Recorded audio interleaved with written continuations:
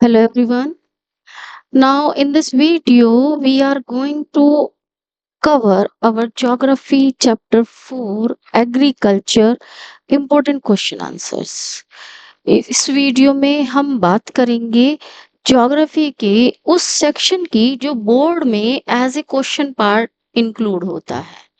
So we will take our question part here in this video. So now let's start the important question sections of this chapter. As you can see on the screen, first question is, what is agriculture? Agriculture क्या है? What is agriculture? Agriculture is derived from two Latin words. If we talk about agriculture word, this word is taken from the Latin words ager and cultura. एगर means होता है land, field, soil, आप कुछ भी mention कर सकते हैं, and cultivation, production. तो वो लैंड या वो सॉइल या वो फील्ड जिसमें कल्टीवेशन होता है, क्रॉप्स का कंस्ट्रक्शंस होता है, उसको हम एग्रीकल्चर के रूप में डिफाइन कर देते हैं. इसमें हम क्रॉप प्लांटेशन कह सकते हैं, एनिमल फार्मिंग भी इसके अंतर्गत इंक्लूड की जाती है. ये एक प्राइमरी एक्टिविटीज के रूप में इंक्लूड होता है जिसमें हम लोग रॉ मटेरियल को प्रोड्यूस करते हैं. इस कारण से ये प्राइमरी सेक्शन की जो सेक्टर होता है आपका प्राइमरी सेक्टर, उसमें इंक्लूड होने वाली प्राइमरी एक्टिविटी के एग्जाम्पल के रूप में भी ऐड होता है. अब बात करें टाइप्स ऑफ फार्मिंग की, कितने टाइप्स होते हैं. टाइप्स का डिस्क्रिप्शन हमें यहाँ पर लेकर चलना है. बोर्ड में जरूरी नहीं है आपको टाइप्स का डिस्क्रिप्शन आए, आपको टाइप्स का डिफरेंस भी मेंशन करने के लिए दिया जा सकता है, just like difference between primitive and intensive subsistence farming. So यहाँ पर आप डिफरेंस कर सकते हैं क्रिएट, किसके थ्रू, अकॉर्डिंग टू, आपने डिस्क्रिप्शन देख लिया, अब आप इनको डिफरेंशिएट के रूप में भी अपने अकॉर्डिंग मेंशन कर सकते हैं. तो आपको इसको डिफरेंट सेक्शन के रूप में भी प्रिपेयर करना है. फीचर्स आ जाए तब भी आप इसको इंडिकेट कर सकते हैं. सो यहाँ पर आपको डिफरेंट सेक्शंस के हिसाब से मेंशन करना है चीजों को. जैसे प्रिमिटिव सब्सिस्टेंस फार्मिंग की फीचर्स अगर हम बात करें, primitive subsistence farming small patches of land पर यूज होता है. प्रिमिटिव सब्सिस्टेंस फार्मिंग होती क्या है, ये सेल्फ कंजप्शन के लिए, जिन किसानों की छोटी छोटी लैंड होती हैं वो अपनी आजीविका चलाने के लिए, सेल्फ कंजप्शन के लिए इस खेती को यूज करते हैं. क्योंकि यहाँ पर छोटा पैच ऑफ लैंड होगा, इस कारण से जीवन निर्वाह, प्रिमिटिव सब्सिस्टेंस फार्मिंग सेल्फ जीवन निर्वाह के लिए यूज की जाती है. स्मॉल पैचेस ऑफ लैंड इसके कारण विशेषता मानी जाती है इसकी. यहाँ पर tree, plants, grass and cut down and burn to clear the land for cultivation. यहाँ पर क्या किया जाता है, एक तरह से स्लैश एंड बर्न एग्रीकल्चर का भी एक पार्ट इसमें यूटिलाइज हो जाता है. यहाँ पर क्या किया जाता है, जो रिमेनिंग पार्ट्स होते हैं ट्रीज के, प्लांट्स के, ग्रास के, उनको कट डाउन किया जाता है, बर्न कर दिया जाता है और लैंड पर छोड़ दिया जाता है, जिससे कि एक फर्टेलिटी क्रिएट हो जाए लैंड के अंदर और उसको फर्टेलिटी के रूप में यूज किया जा सके. No use of machines and fertilisers, यहाँ पर हमें कोई भी फर्टिलाइजर्स का यूज देखने को नहीं मिलेगा, मशीनरीज का यूज देखने को नहीं मिलेगा.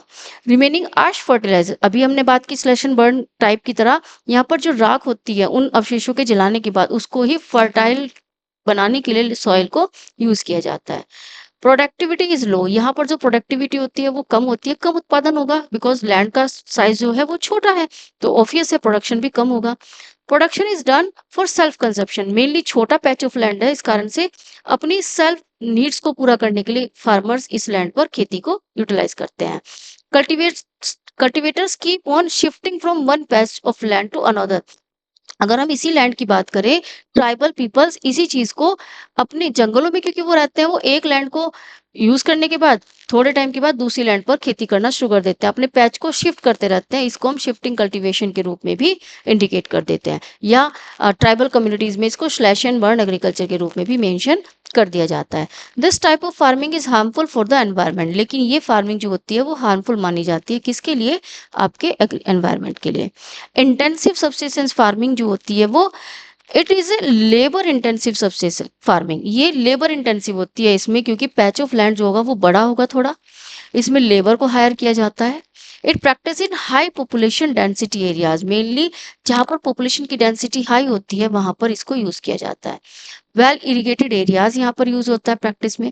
मशीन, टूल्स एंड फर्टिलाइजर्स का यूटिलाइजेशन होगा.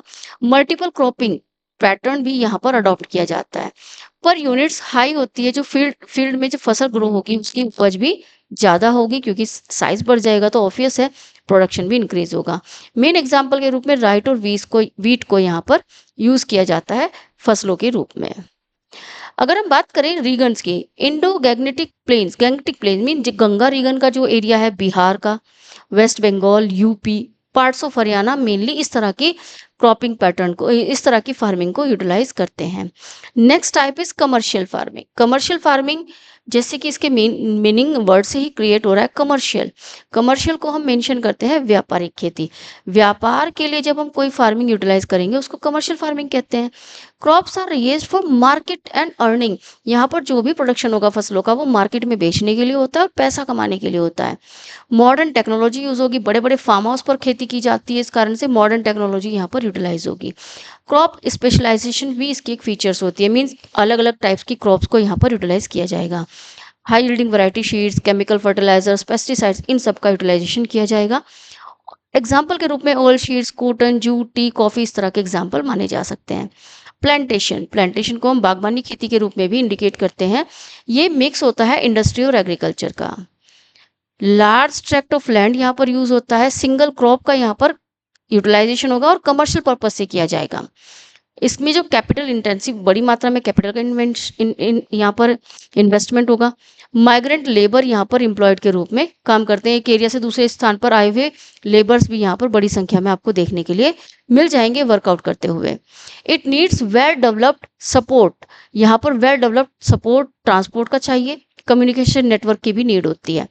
मार्केट एक फीजिबल रोल अदा करता है प्लांटेशन एग्रीकल्चर में। मेन एग्जांपल प्लांटेशन क्रॉप के बनाना, रबर और शुगर केन माने जाते हैं।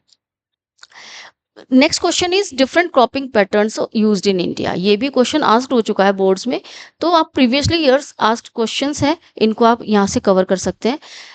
क्रॉपिंग पैटर्न्स जो फसलों के रूप में यहाँ पर यूज होता है इंडिया में, 3 क्रॉपिंग पैटर्न्स होते हैं, अलग अलग सीजन्स के रूप में इनको हम इंडिकेट करते हैं। सीजन्स वाइज इनको यूटिलाइज किया जाता है। रबी क्रॉप्स ग्रोन होती है विंटर में फ्रॉम अक्टूबर टू दिसंबर, इनको ग्रोन किया जाता है, शोन किया जाता है। और हार्वेस्ट, ये जब तक फसल तैयार होती है तब तक समर सीजन आ जाता है, तो अप्रैल और जून में इनकी कटिंग हो जाती है, इन फसलों को हार्वेस्ट कर लिया जाता है। ये जो एरिया होता है जहाँ पर वेस्टर्न टेम्परेट साइक्लोनिक रीगन्स है, such crops get rain due to, यहाँ पर जो रेन होती है वो वेस्टर्न टेम्परेट साइक्लोन्स के कारण होती है इन एरियाज में। Punjab, Haryana, Himachal Pradesh, Uttarakhand, UP and Jammu and Kashmir का एरिया ऐसा है जहां पर इस तरह की क्रॉप्स ग्रोन होती हैं। ग्रीन रिवॉल्यूशन इसका एक इंपॉर्टेंट फैक्टर रहा है इन फसलों के डेवलपमेंट के लिए नॉर्थन पार्ट्स ऑफ इंडिया में, जस्ट लाइक पंजाब, हरियाणा, उत्तर प्रदेश और राजस्थान के पार्ट्स में।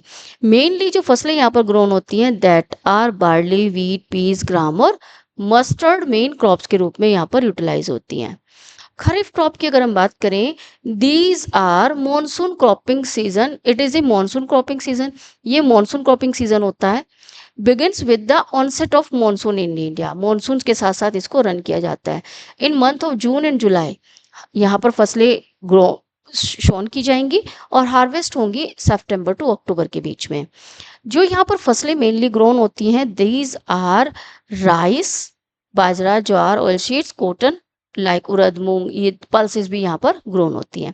मेजर एरियाज हैं आपका आसाम, बिहार, वेस्ट बंगाल, आंध्र प्रदेश, तेलंगाना, तमिलनाडु, ये सब चीज़ें यहाँ पर मेंशन की जा सकती हैं। 3 पैडी क्रॉप्स, चावल की 3 वैरायटीज यहाँ पर पैडी क्रॉप्स के रूप में ग्रोन होती हैं आसाम में, जस्ट लाइक ओस, अमन, बोरो। ये एरिया कई बार एमसीक्यू में पूछ लिया गया है, तो यहाँ पर इस पार्ट को आप एमसीक्यू के लिए भी इंपॉर्टेंट मान सकते हैं। ये एमसीक्यू में भी पूछ लिया जाता है। ज़ैद सीजन आप अगर हम बात करें, ये शॉर्ट सीजन होता है। ये मल्टीपल क्रॉपिंग मेथड में ज़ैद सीजन छोटे छोटे सीजन्स के रूप में यहाँ पर समर सीजन के बीच में, between summer in rabi and kharif crop, जब फसलें तैयार हो जाती हैं उसके बीच में थोड़ा सा जो टाइम पीरियड बचता है समर सीजन्स का, उसमें इनको ग्रोन हो जाता है। Just like sowing time lies around March के आसपास। Every matured crops are grown. जल्दी से अर्ली, जो जल्दी ही फसलें पक जाती हैं उन फसलों को यहाँ पर ग्रोन किया जाता है, just like watermelon, bitter gourd, fodder crops और मूंग दाल, इस तरह की फसलें यहाँ पर ग्रोन हो जाती हैं। एक नेक्स्ट क्वेश्चन है यहाँ पर थर्ड क्वेश्चन के रूप में, description of major food crops with geographical conditions. बच्चों मेनली राइटिंग सेक्शन के लिए ये एरिया इतना इंक्लूड नहीं होता है, बट हाँ इस एरिया से सिचुएशंस दे दी जाती हैं और आपको आइडेंटिफाई करना पड़ता है एमसीक्यू में ऑप्शंस को। तो इस कारण से हमने यहाँ पर इस सेक्शन को क्वेश्चन के रूप में इंक्लूड कर दिया है, जिससे आपको हर एरिया की क्लाइमेटिक ज्योग्राफिकल सिचुएशंस पता चल जाए। इनको आप पढ़ के आइडेंटिफाई कर सकते हैं यहाँ पर कौन सी क्रॉप ग्रोन हो रही है। जस्ट लाइक राइस का एग्जाम्पल हमने यहाँ पर लिया है। राइस खरीफ क्रॉप का एक एग्जाम्पल है, मेजर स्टेपल फूड होता है पीपल्स का इंडिया में। यहाँ पर इनका जो क्लाइमेटिक कंडीशन है वो वार्म और ह्यूमिड है, रेनफॉल अबव 100 सेंटीमीटर्स है, टेम्परेचर 25 डिग्री से अबव होना चाहिए। यहाँ पर सॉइल टाइप्स दिया गया है, कौन सी टाइप की सॉइल में ये ग्रोन होती है। प्रोडक्शन एरिया यहाँ पर दे दिया गया, plains of north and north eastern India. तो यहाँ पर क्या करेंगे, एमसीक्यू में कोई भी 2-3 फीचर्स दे दी जाएंगी क्लाइमेटिक ज्योग्राफिकल कंडीशंस की, और आपको एग्जांपल दे दिए जाएंगे ऑप्शंस के रूप में कि आपको कौन सी फसल यहाँ पर ग्रोन होगी। तो आप इस तरह से एमसीक्यू सेक्शन के लिए इस एरिया को रेडी करेंगे। एमसीक्यू सेक्शन यहाँ पर आस्क्ड होता है। इसी तरह से वीट का एग्जाम्पल दिया गया है यहाँ पर। वीट रबी क्रॉप का एग्जाम्पल है। इसकी क्लाइमेटिक कंडीशन हो गई cool and bright sunlight, rainfall 50 to 75 centimetre, temperature 15 degree to 20 degree Celsius, soil type well drain fertile soil यहाँ पर है। प्रोडक्शन एरिया यहाँ पर स्टेट्स के रूप में मेंशन कर दिया गया है। So you can mention all these thing. आपको इनको बहुत अटेंशन के साथ इनको रीड कीजिए। आपको जो भी क्लाइमेटिक कंडीशंस दी जाती हैं, ज्योग्राफिकल कंडीशन दी जाती है, उसके अकॉर्डिंग आइडेंटिफाई करना है क्रॉप्स को। रबी क्रॉप ग्रोन होंगी, खरीफ क्रॉप ग्रोन होंगी, या कोई क्रॉप का एग्जाम्पल भी यहाँ पर दिया जा सकता है। जस्ट लाइक यहाँ पर इनकी कंपैरेटिव स्टडी भी दे दी गई है, जिससे आपको ईजी हो जाए दोनों फसलों की कंडीशंस को इंडिकेट करने के लिए। आप इसको एमसीक्यू सेक्शंस के लिए स्पेशली प्रिपेयर करें, बोर्ड्स के लिए। ये मिलेट सेक्शन है आपका। इसी तरह से क्लाइमेटिक कंडीशंस दोनों की कंपेयर कर दी गई है। मिलेट सेक्शंस ज्वार, बाजरा और रागी के लिए ये मिलेट्स के रूप में इनकी कंपैरिजन दी गई है। आप इनको ध्यान से पढ़ें और इनकी सिचुएशंस को समझने की कोशिश करें, जिससे कि आप आइडेंटिफाई करें कि कौन सा ऑप्शन बेस्ट हो सकता है एमसीक्यू में। मेज का यहाँ पर क्लाइमेटिक सिचुएशंस दी गई हैं, ज्योग्राफिकल कंडीशंस दी गई हैं। सेम यहाँ पर फिर पल्सेस की आपकी यहाँ पर मेज की आप ऑब्जर्व कर लीजिए ध्यान से। जैसे टेम्परेचर दे दिया गया है, टेम्परेचर बताना है आपको। यहाँ पर टेम्परेचर दे दिया गया, रेनफॉल दे दी गई, सॉइल का टाइप दे दिया गया, आइडेंटिफाई करो कौन सी क्रॉप ग्रोन होगी, स्टेट्स के नाम दे दिए गए। तो आपको मेज को आइडेंटिफाई करना होगा। लीडिंग प्रोड्यूसर कौन कौन से हो सकते हैं, ये भी आस्क किया जा सकता है एमसीक्यू में। जस्ट लाइक पल्सीज आपका आ गया खरीफ क्रॉप के रूप में। पल्सीज का यहाँ पर कंडीशंस दे दी गई, टेम्परेचर कंडीशंस मेंशन कर दी गई है। यहाँ से आप मेंशन कर सकते हैं रेनफॉल, सॉइल टाइप्स, एग्जाम्पल्स हो गए इसके, स्टेट्स हो गई, और लीडिंग प्रोड्यूसिंग कंट्री स्टेट हो गया या कंट्री हो गया वर्ल्ड में। तो ये चीज़ें मेंशन की जाती हैं एमसीक्यू सेक्शंस के लिए। शुगर केन का यहाँ पर कंडीशंस दे दी गई हैं। इस तरह से ऑब्जर्व करिए इनको, और एमसीक्यू सेक्शंस के लिए स्पेशली इसको आप रेडी करेंगे। Then next is tea. Tea section है। अब टी यहाँ पर एक एमसीक्यू ऐसे भी हो सकता है, queen of beverages. Beverages crop, पेय पदार्थों की जो क्रॉप्स होती हैं उनमें क्वीन किसको कहा गया है, चाय उत्पादन को कहा गया है। अब यहाँ पर एक एमसीक्यू बन सकता है आपकी नॉलेज के लिए। इस तरह से आपको इस सेक्शन को रेडी करना है, और एमसीक्यू के लिए स्पेशली इस सेक्शन को आप रेडी करें। बार बार इंडिकेट कर रही हूँ, एमसीक्यू इसमें से आ जाता है। ये क्लाइमेटिक कंडीशंस हो गई टी प्रोडक्शन की, तो आप इन सब चीज़ को ऑब्जर्व करिए और एमसीक्यू सेक्शन के लिए इसको रेडी करिए। देन कॉफ़ी प्रोडक्शन यहाँ पर दिया गया है। सेम यहाँ पर नेक्स्ट क्वेश्चन के रूप में नॉन फूड क्रॉप्स का भी ज्योग्राफिकल कंडीशन है। ये सेक्शन भी आपको किस चीज़ के लिए रेडी करना है, एमसीक्यू सेक्शंस के लिए। एमसीक्यू मेनली मेजर फॉर्मेशन में इसमें आस्क हो जाता है। जस्ट लाइक यहाँ पर रबर की क्लाइमेटिक कंडीशंस दे दी गई हैं, ज्योग्राफिकल कंडीशंस दे दी गई, climate, temperature, rainfall, all these states, highest producers. यहाँ इस सेक्शन से एमसीक्यू आस्क्ड होते हैं। देन कॉटन का डिस्क्रिप्शन दिया गया है।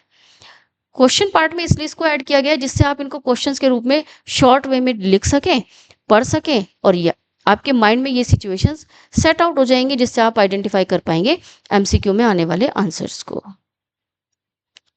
ये आपका जूट का प्रोडक्शन दिया गया है, फिर यहाँ पर जूट की सिचुएशंस दे दी गई है, जूट्स की सिचुएशंस को भी आप ऐसे ही आइडेंटिफाई करिए और एमसीक्यू सेक्शंस के लिए इस सेक्शन को रेडी कीजिए। देन ऑयल सीड्स क्या यहाँ पर दिया गया है, ये क्रॉप्स, सीजन कौन सा है, ग्राउंडनट्स, खरीफ, लाइन शीट्स, रबी, इस तरह से आप इनके एमसीक्यू सेक्शंस के लिए जो क्वेश्चंस बनते हैं उनको कर सकते हैं प्रिपेयर। फिर हॉर्टिकल्चर क्रॉप्स है, हॉर्टिकल्चर क्रॉप्स क्या होते हैं, cultivation of food, fruits and vegetables को हम हॉर्टिकल्चर्स के रूप में इंक्लूड करते हैं। अब इसमें यहाँ पर क्रॉप्स दे दी गई हैं, रीगन्स दे दिए गए हैं, इन एरियाज को पढ़िए ध्यान से और एमसीक्यू सेक्शंस के लिए इसको प्रिपेयर कीजिए।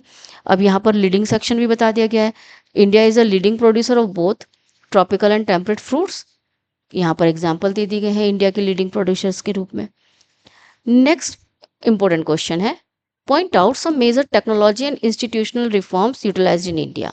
यहाँ पर इंडिया में वो टेक्नोलॉजिकल और इंस्टीट्यूशनल रिफॉर्म्स जो यूज हुए हैं उन सबको आपको मेंशन करना है इस क्वेश्चन में। तो यहाँ पर जो इंस्टीट्यूशनल रिफॉर्म्स हैं, these are here collectivisation and consolidation of land holdings, यहाँ पर मेंशन हुआ है रिफॉर्म्स के रूप में। Abolition of zamindari system mention किया गया है इंडिया में। Land reform was main focus on 5 year plans, first 5 year plans में इसको इंडिकेट किया गया था। एग्रेरियन, एग्रीकल्चर से रिलेटेड जो रिफॉर्म्स हुए हैं 1960s और 70s के दशक में, आप देखेंगे ग्रीन रिवोल्यूशन पैकेज इंट्रोड्यूस किया गया, वाइट रिवोल्यूशन हुआ, ऑपरेशन फ्लड यहाँ पर इंडिकेट किया गया, comprehensive and land development programmes भी इंट्रोड्यूस किए गए 1980s और 1980s के दशक में। ग्रामीण बैंक, कोऑपरेटिव सोसाइटीज डेवलप की गई फार्मर्स की फैसिलिटीज के लिए, ये भी एक एग्रेरियन रिफॉर्म्स के रूप में जाना जाता है। स्कीम्स कौन कौन सी इंट्रोड्यूस की गई फार्मर्स के लिए, जस्ट लाइक किसान क्रेडिट कार्ड्स यहाँ पर इंट्रोड्यूस हुए। Next personal accident insurance schemes introduce की गई, क्रॉप इंश्योरेंस शुरू किया गया, announcement of minimum support price यहाँ पर है, किसान क्रेडिट कार्ड्स, किसान चैनल्स ये यहाँ पर डेवलप हो गए हैं, ये सब चीज़ें आप यहाँ पर मेंशन करेंगे। लास्ट क्वेश्चन है इस चैप्टर का, right A short note on contributions of agriculture in Indian economy. इसमें आपको इंडियन इकोनॉमी में एग्रीकल्चर के योगदान को मेंशन करना है। Just like India's council for agriculture research यहाँ पर डेवलप हुई है, एस्टैब्लिश की गई थी। एग्रीकल्चर यूनिवर्सिटीज सेटअप की गई इंडिया में। Veterinary services animals breeding centres open किए गए। Government gave priority to promoting horticulture development, research and development in the field of metrology and weather forecast system. Efforts to improve rural infrastructures was also considered important. So these are the important questions which are asked in previous board exams. But language में भी वराइट वहाँ पर हो सकता है language change करके पूछा जाए, बट आपको कॉन्सेप्ट क्लियर होना चाहिए। किसी भी लैंग्वेज में अगर क्वेश्चन आता है, अगर आपको पता है कि इस सेक्शन में क्या आना चाहिए, आप उस एरिया को यहाँ पर मेंशन कर सकते हो।